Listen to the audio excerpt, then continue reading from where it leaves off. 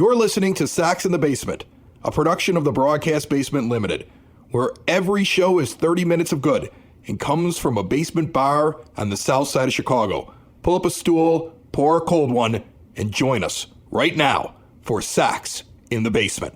Heard everywhere podcasts can be found, and always at soxinthebasement.com. I'm seeing some coaching pickups kind of trickle out this week on the social media. Yeah, it's all coming together in a not really clear kind of way. I remember hearing that this manager was going to get to go outside and grab people from outside the organization. I see Chris Johnson from down in Charlotte. There's an insular hire. He's going to be part of the coaching staff.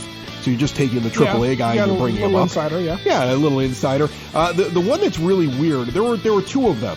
There was the Chris Johnson thing where I don't know if he'll be the hitting coach or the assistant hitting coach, because I'm trying to figure out what this Mike Tozar title is. And I hope I'm saying his name right. Okay, when the guy's not in my organization and he's a coach, there's a possibility I'm not saying it right. But T-O-S-A-R, right. I'm going to go with Tozar until somebody tells me otherwise. He's going to be... Yeah, he's going to be the Major League field coordinator for the White Sox. Right. He's going to tell the grass which way to face on the field. Yeah, I don't know what that does. He was expected to be the hitting coach, and I don't know if that's we're giving him a promotion because he's leaving one major league team and going to another, so we have to give him a different kind of title. I have no idea what that's going to be, but he is coming along from Kansas City. And then we have Chris Johnson coming up from AAA. So nothing exciting. Like nothing that blows my socks off so far with the coaching staff. I didn't expect anything to do it, but at least they're coming through with what I expected after the hire. It's hard to say, what they're going to do until we see, I think, the coaching staff completely filled out, everybody's titles there, and we know who is in what place and what position, and we still see Daryl Boston at first base. It's coming. I'm telling you. I'm telling you. He's going to be over there with a fake mustache and be telling everybody he's Beryl Dawson. Davey Windsor or something like that. Right, there's no way he's not on the staff. I guarantee it. My name is Dagwood Salem. Can you just get out of Massachusetts there, my friend, okay? This episode of Sox in the Basement and every episode of Sox in the Basement brought to you by Family Waterproofing Solutions. Bowing walls, window wells, foundation crack repair, yard draining systems, gutter cleaning, you name it, they do it. Everything to keep water out of your basement, protect your foundation. Mention Sox in the Basement, you get additional money off. 708-330-4466. That's the 24/7 number. Your basement's best defense is at familydry.com. So for the next two episodes, this one and the next one, I want to take a good look at the White Sox roster where it is right now as we sit here at the 9-foot homemade oak bar on Thanksgiving week. We're going to talk turkey about the players that are here. Oh, please don't do this for the entire show. No more puns. We're going to be stuffing it full of facts and opinions. Stop yourself. And I'm going to douse myself in cranberry sauce before Chris kicks me out of the bar. We're going to take a look at the 35 men on the 40-man roster. And we're going to identify right now where everybody slots. And we're going to try to figure out who we trust and who we don't trust. And I think this is a great basis to try to figure out what happens going forward. Especially because this isn't going to be a roster that gets a lot of turnover. I mean, I think the 35 guys we're looking at right now, you're going to see some guys added to the 40-man roster, but I don't see there being, we know that with the payroll issues and everything, you're just not going to get a huge influx, right? So isn't it possible that you're going to have an active roster that's made up of the guys that are here? Pretty much, unless you make trades, which they could do. I just don't know how confident I am in the general manager to make the moves that he says that he's going to go out and make. That's a wait and see for me. But as we sit here and we look at it, we're talking about a team that just non-tendered a few White Sox players. I understood Adam Engel. Adam Engel's like a career below average OPS hitter who can play some defense, who was a bright spot and had some really nice numbers in 19 and 2020 and 21 from certain sides of the plate, and then regressed back to what Adam Engel is and has had a hard time staying healthy. So I get it. Danny Mendick, I don't get. No. Danny Mendick expected to make $1 million, and he was your best second base option currently on the 40-man against right-handed pitchers with at least an average OPS. and he had a very high-end production level against left-handed hitters in 2022. And we're talking about a guy who plays very good defense. I mean, look at it. Against left-handed pitching, against right-handed pitching, and in the field, clearly the better player than Leury Garcia. And Leury Garcia ended up with a 3-year, $5.5 million per year contract, and we can't give Danny Mendick the expected $1 million in arbitration. And the only reason I can come up with is that just White Sox management doesn't want to listen to you complain that Mendick should be in the lineup all year long. Because he's done far more, not only last year, but if you just look at their career numbers, he's a better hitter against right-handed pitching, and he's a better defensive player, and they're pretty close against left-handed pitching in their career against each other. He's the better player. The one guy got this deal that made no sense and will still be on this roster unless they can find some sucker to take him. And they would have to just fold him into a deal like we described on the last episode of Sox in the Basement. The other guy, you can't give him $1 million in arbitration. If I were Danny Mendick, when the White Sox called back this year and tried to sign him for less, I would tell him to go jump.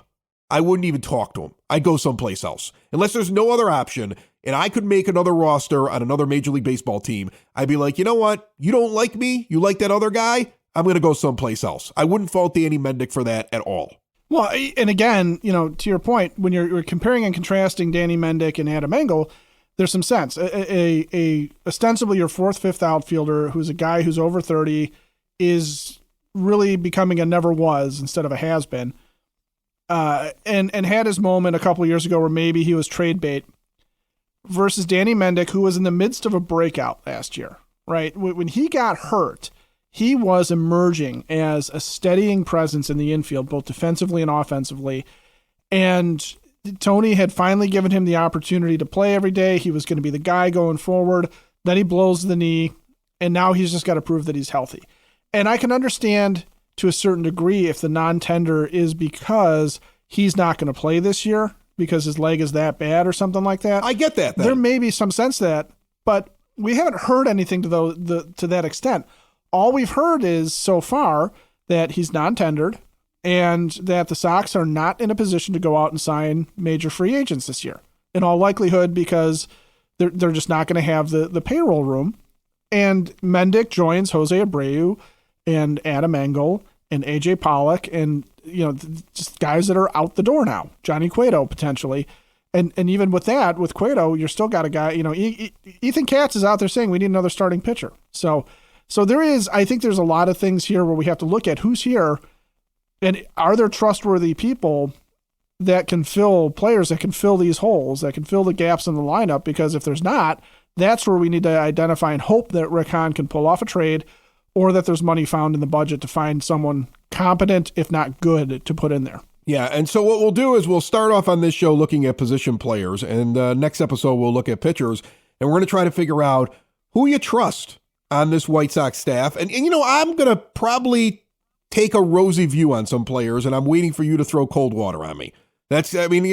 Sure. Let me play wet blanket. Yeah, you're probably going to be the one. Like, I want to see whether or not you agree with me here, because I've sat down and kind of looked at it, and the way we're going to kind of judge these guys is we all know who's good defensively and who isn't. I think it's pretty much a given with a lot of these players. I think most White Sox fans know, do I trust this guy defensively or not? Offensively, we could take a little bit of a deeper dive. I know you can go into WRC plus. I know you can look at a guy's overall B WAR or F WAR, but I want to look at production at the plate, and I want to look at splits, and I want to look at their OPS, which is their slugging and their on-base percentage a little bit as well here when we try to identify the lineup.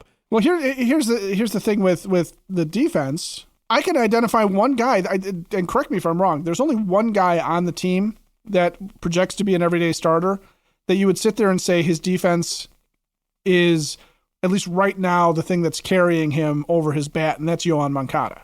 That's it. Right. Now, that doesn't mean that he's not the only good defensive player. Luis Robert is a very good defensive player. But Luis Robert, we expect at this point, there to be an offensive component to him, and we're hoping for Yohan Moncada to rebound, of course, but Luis Robert, his bat could be just as dynamic as his defense. But other than that, I mean, really, Tim Anderson, we know what he is. We know what the catchers are. We know what your first basemen are. We know that the corner outfielders are basically first basemen that shouldn't be out there. So defensively, I don't think there's any discussion to be had really, because we don't have an Ozzie Guillen type guy, okay, who are sitting there going, this guy's defense, I don't care what he does offensively. Even in the case of Yohan Moncada, I do care what he does offensively. And in the case of Luis Robert, his defense, I think, is just the gravy on top of the bird. All right, before we get into this, I want to remind everybody that you can switch to a new age of life. Keep grandma and grandpa, mom and dad out of assisted living. If you've had a surgery, if you got some other medical issues, the place to go right now on the south side is Hyatt Home Medical Equipment. They're going to keep you independent in the home. They're going to make the home into a smart home. They got apps that open and close doors and lifts that bring you from the first floor to the second floor, the ramps outside, the specialized beds and chairs. They also have the latest in CPAP technology for those of you with sleep apnea. They have testing rooms. They're going to get the best and most out of your machine. They have the best in diabetes control as well, and so much more. See what they have to offer. HHME.com. They're going to work with your insurance, keep the costs low, and if you mention Sox in the Basement, they will take additional money off. Why talk to somebody on the phone or on the internet? Go in and see them. Conveniently located in Evergreen Park at 3518 West 95th Street. So I looked at this team from top to bottom, and the biggest thing that you are going to miss next year is going to be Jose Abreu. And I tried to rank the hitters on this team, and I had him as the second best hitter going into 2023 because I think Eloy Jimenez, if healthy, has eclipsed Jose Abreu when you look at the 2022 numbers and you look at just the eventual decline. Abreu is a very good hitter, but, they both were basically the same versus left-handed pitching last year, and Jimenez was better against right-handed pitching. But after that, that's going to be a big thing you're going to have to replace, and they're not going out and bringing him back. There's all this debate online as to what they should do. The decision's made. When you sit there and say you're going from $196 million last year as your payroll to $180 on opening day, you can't bring him back unless he says he'll come back for $5 million. And he ain't coming back for $5 million because he's worth more. He's not doing that. And the Padres are already talking to him if you actually look at MLB trade rumors. There's multiple teams that can't wait to bring him on. He's going to make a lot of money, and he's going to have a great chance of going to a World Series with a team other than the White Sox. And shame on the White Sox that that's how this is all going to work out. But that's just the reality of the situation. But when I sit here and I look at this team, I want to give you a quick overview, and then we can kind of dive into it. I looked at how guys performed in 2022. First off, this team was kind of back to that shortened season in 2020. Remember that? When they just killed left-handed pitching, and they struggled against right-handed pitching. They were really back to that, and they were worse against right-handed pitching, and they were maybe even better against left-handed pitching. They just didn't get a lot of left-handed pitchers that faced them. Like, Major League Baseball figured it out. I think multiple times during the season last year where we pointed it out, like, well, you're not going to see that pitcher. Like, teams were changing around their rotations and adjusting to the White Sox when they needed to because they know this team is heavy on one side and light on the other side. But if I look at last year's stats, the couple years before that, and career numbers, this is how I would map out this team right now, and then we can dive into it. At catcher, I would say Yasmani Grandal, even having a terrible year last year, was still above average against left-handed pitchers. And he was below, that's where he really got killed, against righties.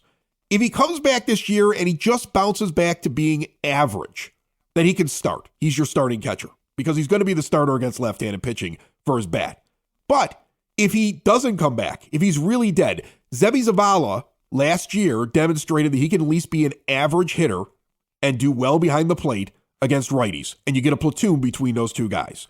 When I look at first base, Andrew Vaughn should be above average, okay, high end against left-handed pitching, and should be slightly above average, league average against right-handed pitching without a problem whatsoever. I expect him to do that at a minimum this year. I look at Romy Gonzalez as the second baseman. I think he's clearly the guy. I think he did very well against lefties. He's below average against righties, but he's got better shot than anybody else that's left looking at career numbers and what they did last year and what they did down in the minors. He would be the odds-on favorite. I don't know what's going to happen in spring training, but he's the odds-on favorite right now at second base. Moncada actually did well against lefties and was terrible against righties, much like Grandal. If he just comes back close to his norm and his average against righties with that defense, he's your third baseman. He's your third baseman because you're paying him all that money. That's where he is. Anderson, if he just returns back, not to what he was when he was, winning batting titles, but just to what he's capable of. Okay, he doesn't need to be special. He just needs to be good. He's gonna do well against lefties. He's gonna be above average against righties. Jimenez, we've talked about him. Robert he's the best guy on the team right now, I would say, against left-handed pitchers. He's one of the best guys on the team against right-handed pitchers. If he is healthy, he's one of your best hitters on your team. You can make the argument he and Jimenez will be the best two hitters on your team. The thing that I look at in the outfield, though, I look at against right-handed pitching right now, and I'm assuming Oscar Colas is coming up and playing right field. Against right-handed pitching, I would assume Jimenez is your DH. Sheets right now is standing in left because Colas is in right and Roberts in center.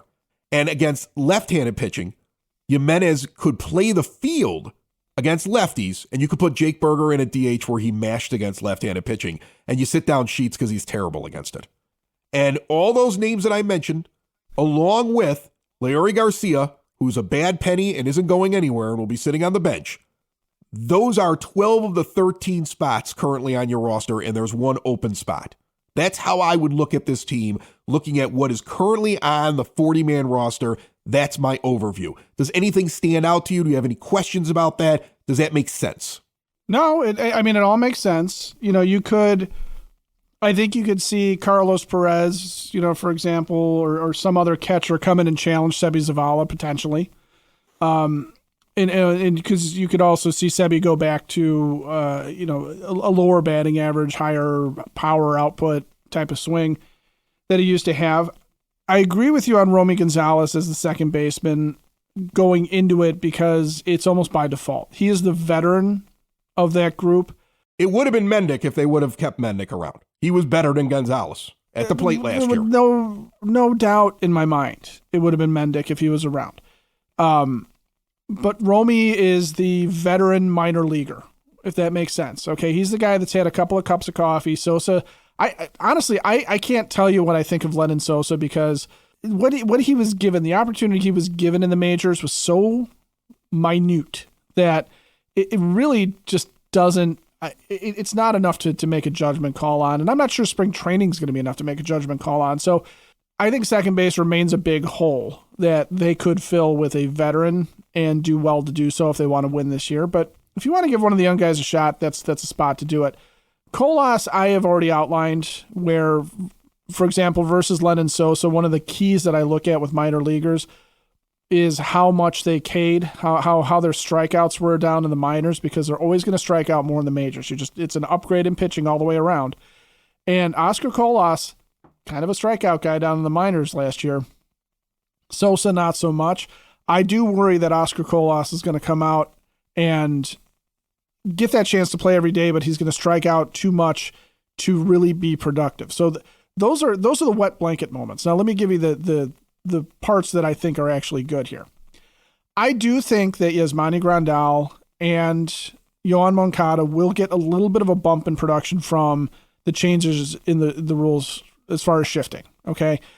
They need to hit the ball out of the ballpark. You can't not have a third baseman who is hitting singles. You can't have a catcher who you are paying the biggest contract in the history of your team for a position player, to sit there and hit singles. But I do think that that's going to help open some stuff up for them in terms of a better batting average, maybe a few more RBI opportunities, things like that. I don't have a problem with Andrew Vaughn. I think Vaughn could still, in 2 years' time, be listed as the best hitter on the team all around, okay, in terms of average power, production, just everything. I think Vaughn still has that opportunity to grow into being the best hitter on the team, along with Luis Robert. So you've got all these pluses, and you've got a guy like Tim Anderson who really, other than the injuries, Tim Anderson didn't fall apart too much last year and didn't fall off. So there's a lot to build around here. It's just the question, I think, is you're relying in right field and at second base and as a fourth outfielder too, because we don't really have a fourth outfielder in that discussion, do we? Yeah, that's what you're going to have to add to this team. That's that 13th spot has got to be a fourth outfielder because it shouldn't be Garcia standing out there. No, and you can't rely on just rotating Vaughn and Sheets and Jimenez around Oscar Colas and Luis Robert. So there's an opportunity there for another outfielder to come in that might be a platoon partner, for example, with Gavin Sheets, in a lineup where your catching duo can, like you said, be at least replacement level, if not slightly above, against right-handed pitching, and will destroy lefties. Have a first baseman who is an up-and-comer, who is good all the way around, and his primary backups are guys that either mash lefties in Jake Berger or are your lefty thunder in Gavin Sheets. You have Tim Anderson, who's still a star. You have Yohan Moncada, who needs to be at least average at the plate to have that good defense carry him and have some semblance of worth against his contract. You still have a budding superstar in center field in Luis Robert. You still have a budding superstar in your DH and Eloy Jimenez, who will also play some in the field. Oscar Colas is supposedly one of your best prospects, so you should be excited about that being the guy that steps in. There is still a lot to like, and really all you're asking for is Romy Gonzalez to come up and be an average second baseman, a good defensive second baseman with an average bat. And I think Romy Gonzalez could do that very easily. I think Lennon Sosa could do that very easily as well. And I can imagine you sitting at Hailstorm Brewing Company right now, just like telling an entire bar full of people that. That was like just all your thoughts on the entire team. Like, I mean, that would be after a couple of beers, but I mean, that sounded like some bar room, like, what do you think about the team? And then the guy talks, just goes off. He just goes top to bottom and just like, this guy's good, this guy sucks, this guy could be great. I love it. If you want to go and sit down and have a conversation with somebody, the best place to do it, Hailstorm Brewing Company, Tinley Park, 8060 186th Street, right off of 80th Avenue. They got a new brewer at the beginning of the year, and Will Turner has been kicking some butt up there. Some great beers, and the favorites that have been up there for years are still available to you. Live music on the weekends, trivia nights, all kinds of fun events. If it's not like 20 degrees outside, I'm sure they still have the fire pits going as well, and it's stout season. And I also know that they're having a couple of like festivals and Christmas markets. Make sure you check out everything at hailstormbrewing.com and visit them today in Tinley Park, 8060 186th Street. Let's talk about Oscar Colas here just for a second, because I kind of like went over him real quick with the assumption that he's going to be the right fielder. And it's because I don't see any other option. And he's not even on your 40-man yet. You have 35 on your 40-man. He's not on it yet. I expect him to be added. When you look at his 1 year in the minors, where he spent some time at single A, double A, triple A, his numbers are pretty similar at every level. And I think that's why there's a reason to have some confidence in him, because he never really ran into a roadblock yet. 951 across all of his minor league stops. That was his OPS against left-handed pitching.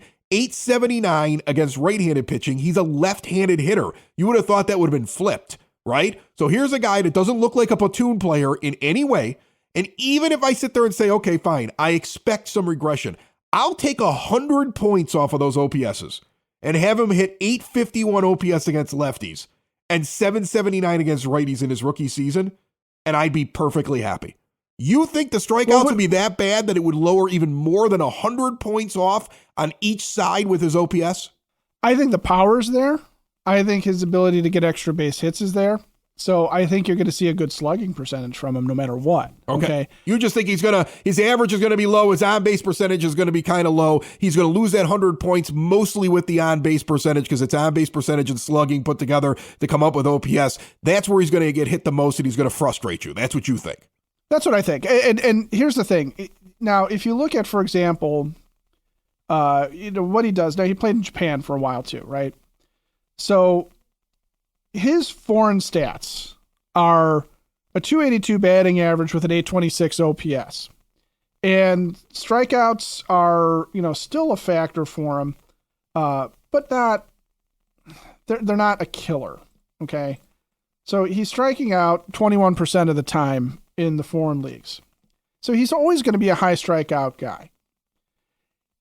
If he can get that to that level, okay, that's the kind of production I would sit there and say we can look towards and expect from him, and I would take that on this team. Absolutely. I think where you have to watch it with Oscar Colas, with any prospect really, okay? But where you have to watch it with Oscar Colas coming up is if you are expecting him to hit 314 with an OPS around 900. No. I don't think that's realistic in any way, shape, or form, and I don't think that's who he is, okay? I do think that if he comes up and hits 275 and has an OPS in the 800s, and even if he strikes out a bunch, that is a huge win for them for right field. for this team. And especially if he can do it, as you say, as he's done, with sort of the reverse, the reverse splits, where he is capable of hitting lefties, because that's what kills Gavin Sheets, isn't it? Gavin Sheets isn't a bad hitter. Gavin Sheets is kind of worthless against left-handed pitching. But here's the funny thing about Sheets. Last year, Sheets only hit 736 OPS against righties. That's basically average for the league. So I mean, like, he had in 2021 in the sample size that he had in 2021, he was a masher.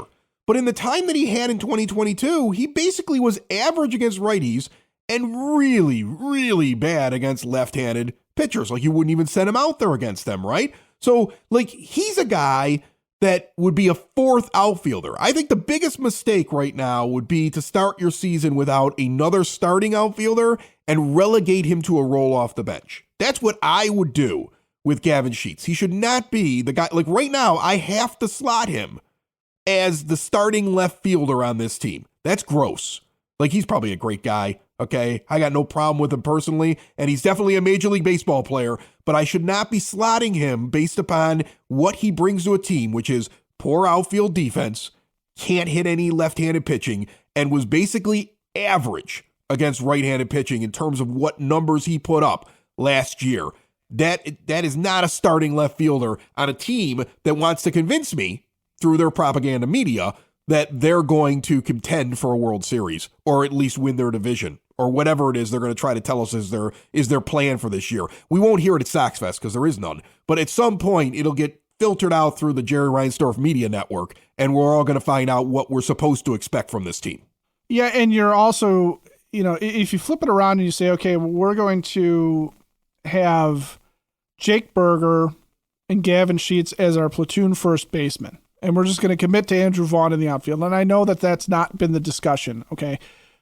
I understand that Vaughn is penciled in as the first baseman in just about every word and avenue that we've discussed the offseason.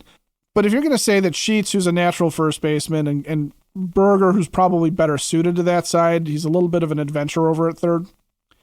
If you're going to put those two guys as your first baseman, I would kind of bristle at that too, because in terms of championship level production, again, nothing against Jake Berger, great guy. Nothing against Gavin Sheets, great guy. Nothing against either of these guys in terms of their potential, playing careers, but what they've shown us so far, to rely on that and to rely on the idea that these guys are going to kick it up to a level where the Dodgers are playing Freddie Freeman at first base. It's a premium offensive position. And you've got Matt Olson in Atlanta, right? You've got, Pete Alonso sitting over at first base for the Mets. Think about all the first basemen. Jose Abreu falls into that category. A two-headed monster of Jake Berger and Gavin Sheets hasn't shown us enough yet to sit there and say that this is a championship level first base production. And essentially that's what, if we walked into the season right now, other than the odd Adam Hazleys or Mark Paytons or whatever, minor league guys, quad A guys that they kind of shuttle in and out, other than guys like that, really what you're talking about doing is you're talking about saying Berger, like you said, Berger and Sheets sort of have to form a platoon there. And I'm okay. I like Gavin Sheets on the team, especially if you can pick his spots as a backup outfielder, as a backup first baseman, as a backup DH, where you can use him. Pedro can put him in where the stats and the metrics make sense to put that guy in. That's a dangerous guy, okay, when he's used properly. But right now, if we're talking about having to play Gavin Sheets every day, pretty much, and I don't think that's workable.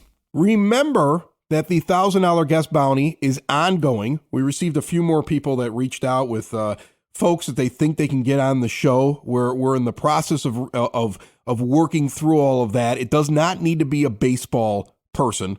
Okay, it could be completely unrelated to baseball. It could be a baseball player that doesn't play for the White Sox, but has a Chicago connection. We've had a few of those sent our way. So it'll be interesting to see how this all comes together over the next couple of months. The best guest of the offseason presented by a listener gets that listener $1,000 cash money, and it's all brought to you by the law offices of Parente and Norum. When you've been injured, you need a team. They have the experience, dedication, and proven results it takes to get you the care and compensation you deserve. They've gotten over $400 million for their injured clients. You're a lawyer. You ever get $400 million for anybody? Nope.